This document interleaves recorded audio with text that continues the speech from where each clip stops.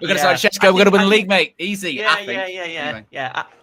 I think Newcastle have a lot more money than we do. Oh my God! I think they've got more cash, and so you got this situation where they're trying to agree a fee, probably to kind of force us out and say, if they can get a fee agreed that we can't match, that might push us out of the equation. While at the same time, we're taking the alternative approach. Let's get the player on board. Let's get him saying, I want United. I'm going to pick United. I've agreed to go to United, and then get a deal agreed for him there. There's a lot of moving parts. I think it's a bit naive to assume that it's a sure thing, because if you look at it from both sides, Newcastle will be in the race because they feel they have a chance at it, and we'll be in the race because we feel we have a chance at it. So it's a bit of an unknown, and we've seen in the past that these things like personal connections don't necessarily result in a transfer happening. I mean, we've seen that all the time. We've been turned down by Quenda. We've been turned down by Gyökeres. We were turned down by Ten Hag's players, by De Jong and others at different times. It happens all over the place. You don't necessarily, I mean, Wilcox worked with Liam Delap before. We didn't get him. So you can't really rely on these connections to be sure the player's going to make that decision.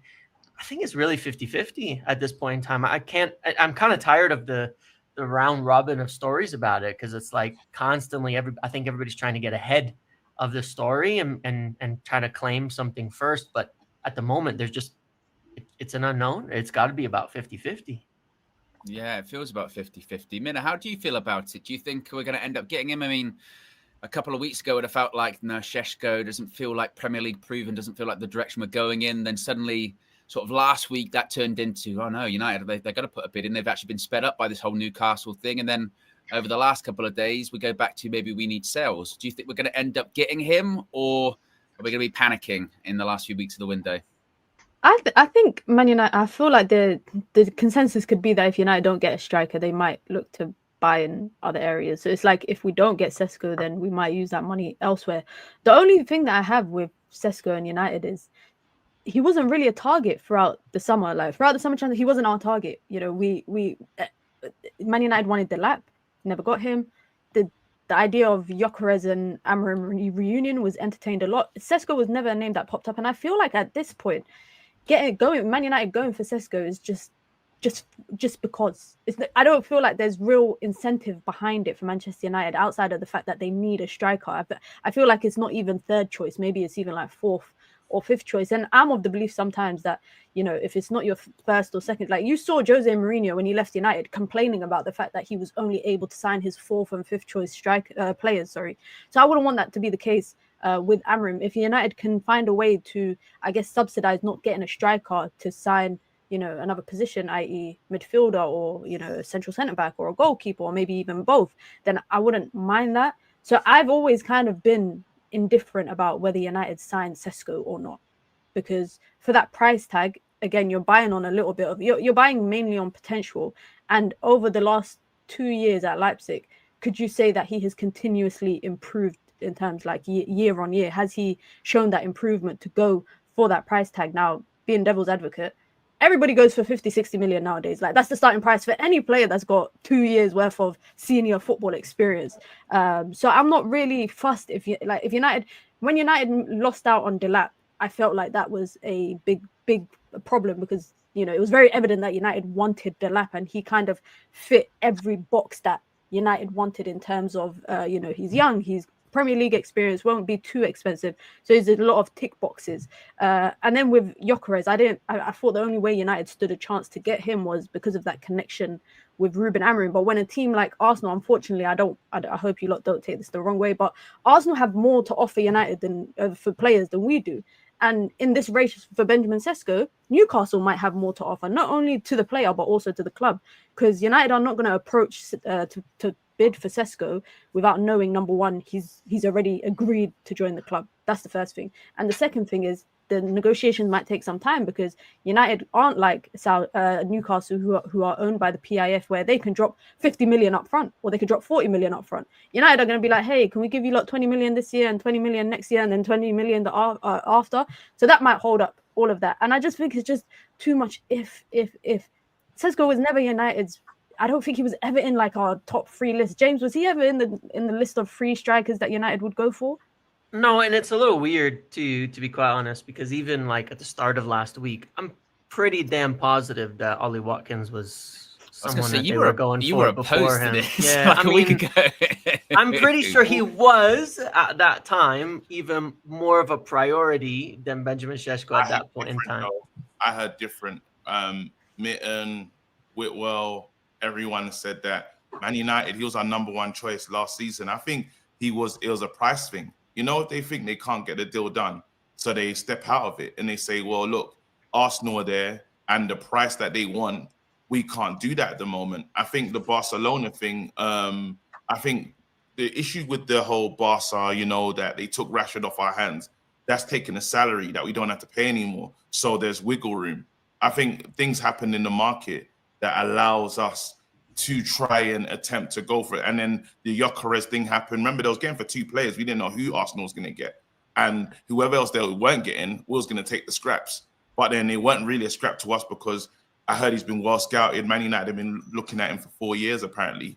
So that's from those 2 guys that I think is KG changed. To be fair though, KG KG, like one thing I want to say on that is that was last summer.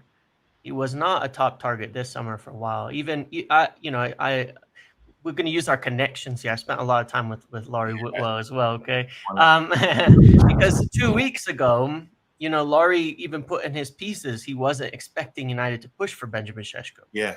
Because of some concerns that were there. It was a surprise to quite a few people that we ended up kind of turning to Sesko. And there's a bit of talk that maybe we tried for Watkins at 45 million, and then that didn't work, so we turned to him. So I've got those same kind of doubts like Mina has, that 80 million and we haven't really even gone for him until August.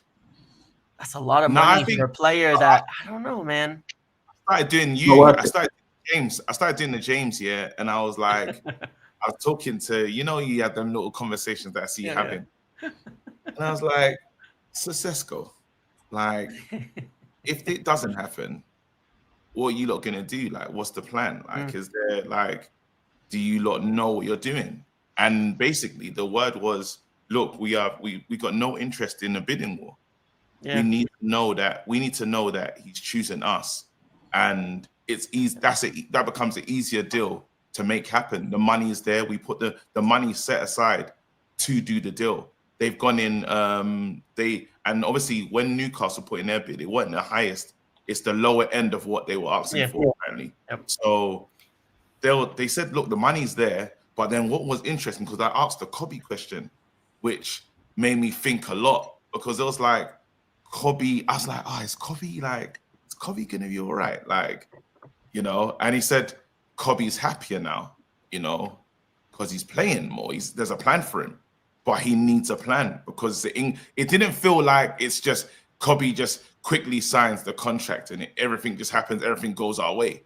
Really, it was like Kobe needs to play games because he wants to play for England. So there needs to be a pathway. So what you saw yesterday in the team lineup, if we don't get Sesko, don't be surprised if that doesn't fit Kobe better and that doesn't go in their situation. It doesn't play out better for a player like Kobe, because you start to ask, where does he fit in? If Bruno's playing deep and Mbeumo and all these players, Kobe's playing off the bench. And because there's no European football, that's according to the club, it's going to be hard for anyone to get minutes, really, unless you're a first teamer. But with that Sesko thing, KG, and this was kind of, I think this is where the confusion is they're in a bit of a standoff now, because by all accounts, Sesko and his camp are saying to United, have you got like the money to do this deal? Can you do this deal quickly? Can you do, because Newcastle, like Mina was sort of saying, can you do the deal with a lot of money up front, maybe more preferably, which is what Leipzig would want? But also Man United are going, we're only going to put a bid in once you tell everyone basically that you only want to go to United. So money is there. So even that, it's like they're both waiting for the other to do something. And I'll go to you next, Marcel. If there's this standoff, can we afford that time that's going to take between now and the start of the season, with what I suppose you've seen on pre-season so far? Can we afford to wait, that long?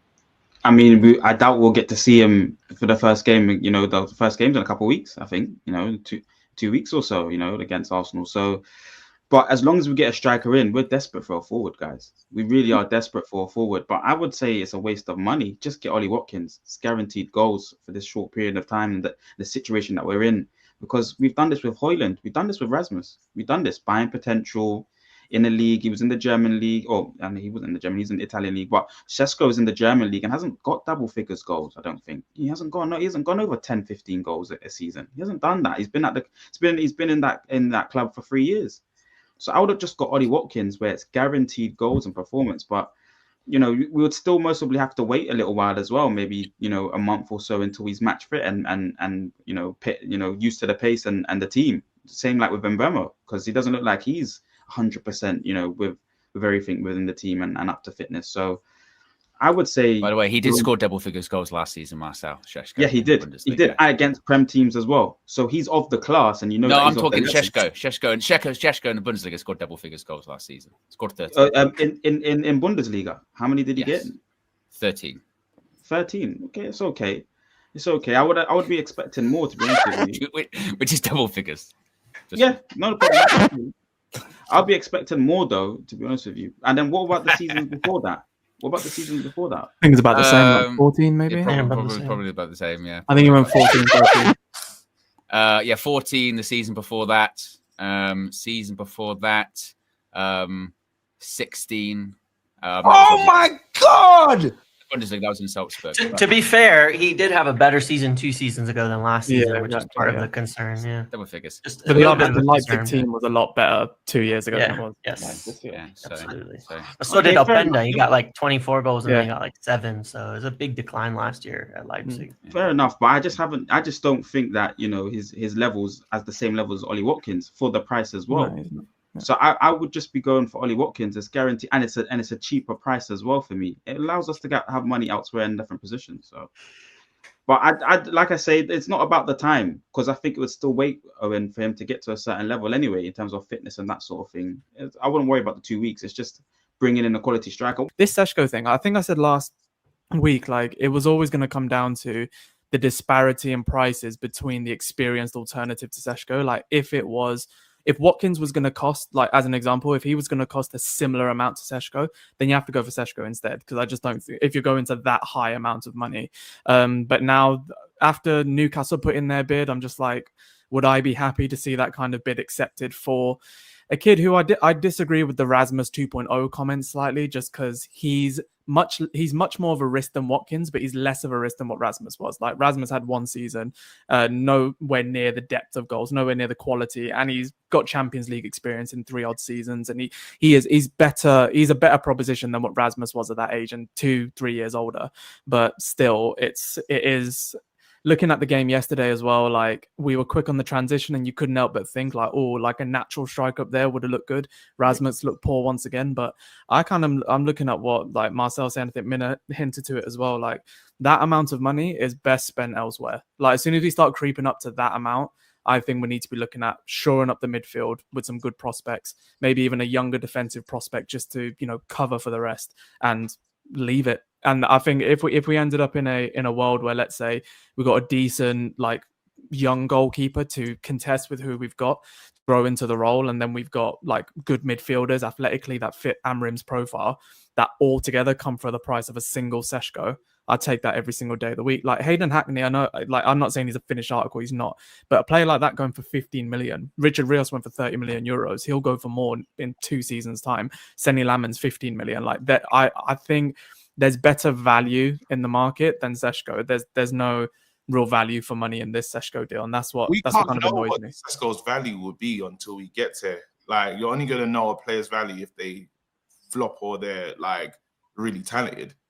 Buy him and he rips it up and he's brilliant. One thing I felt we needed yesterday was a focal point up front, was pushing it forward, and I don't think Cunha was able to get into the game as much as you would have liked him to get into the game, because Did not like it at all. Did not like him at 9 at all. Can't Xerxes provide that, KG? No, he doesn't run. He doesn't run the way we need. Xerxes can, but then the thing is, well, when is Xerxes gonna be fit and available?